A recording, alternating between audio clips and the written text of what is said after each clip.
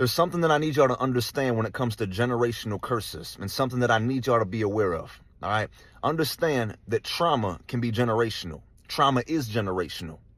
So if you choose not to break that generational curse, and even more importantly, if you choose not to heal from your traumatic experiences and also commit yourself to changing the behaviors and the responses and the triggers that you've obtained from that trauma, understand something. Your children will even live out the responses and the reactions of the trauma that you've been through. So it's not just as simple as, or it's not just a matter of, okay, well, I know that my bloodline, they battle a spirit of addiction. My family members, they battle a spirit of addiction and they battle a spirit of poverty. It can be deeper than that.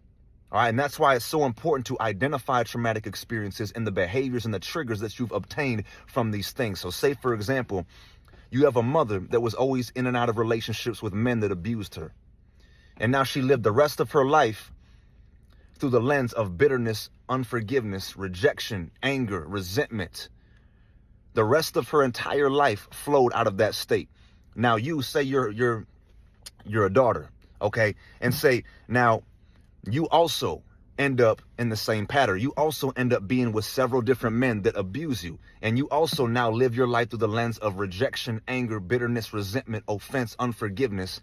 And it continues on. Now you end up having a daughter of your own. Now your daughter 17, 18 years old, having children at a young age. She ends up having multiple baby daddies. She ends up having multiple men that abuse her. Now she ends up angry and bitter and offended and unforgiving. Trauma is passed down from generation to generation. I need y'all to understand that. And understand something about generational demons. Generational demons, they don't just infect the behavior and the identity of a person.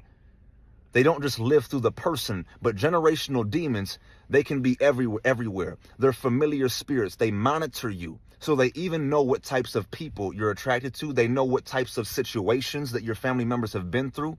And they're going to try to manipulate you into those same types of situations to give you the same type of trauma.